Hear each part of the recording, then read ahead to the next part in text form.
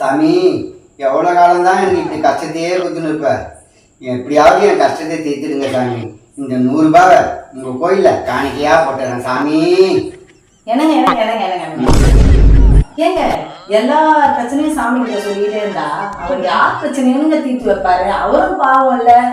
உங்க பிரச்சனைய நீங்க தீர்த்துக்கணும், என் பிரச்சனைய நான் தீர்த்துக்கணும். நம்மளால முடியாத பிரச்சனைக்கு தாங்க சாமி கிட்ட போனோம். உன் பிரச்சனையெல்லாம் நானே முடிச்சு வைக்கிறேன், நீ ஏன் கவலைப்படுற? நான் இருக்கிறேன்.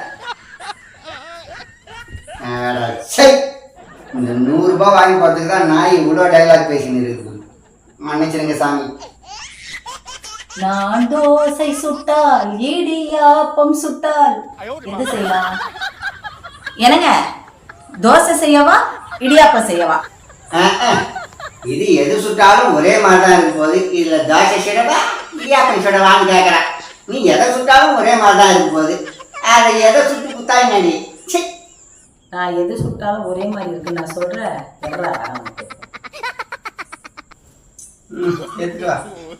ஏங்க ஒண்ணுத்துல இடியாப்பம் இருக்குது, ஒண்ணுத்துல இட்லி இருக்குது. உனக்கு எது வேணுமோ எடுத்துக்கோ, இன்னொரு பிளேட்டை நான் சாப்பிட்டுக்கிறேன், சரியா? ஓகே.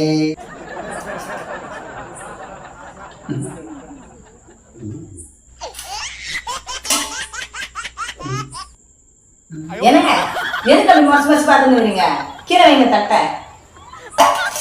இடியாப்பம் வேணுமா இட்லி வேணுமா எடுங்க.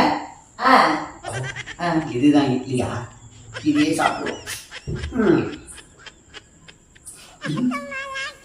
இங்கம்மா இட்லியை தானுமா.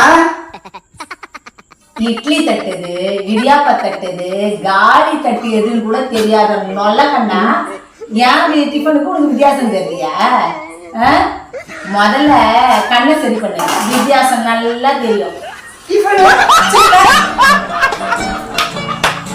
ஆண்டவா, என் புருஷன் என்கிட்ட எது பேசினாலே தப்பாவே போது ஆண்டவா. எவ்வளோ நாள் தான் இந்த மாதிரி மல்லு கட்டி கொடுத்தேன்னு எனக்கே புரியல. நான் உங்ககிட்ட எதுவும் கேட்கல, ஒன்னே ஒண்ணுதான் கேட்கறேன்.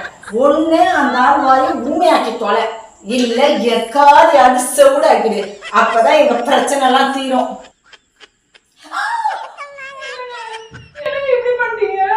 மட்டும்தான் ஆண்டவன் கிட்ட கேட்கணும்னு இது என்னாலே முடியுமா? அதனாலதான் நானே பண்ணிட்டேன். சாமி கிட்ட வேண்டிப்பா.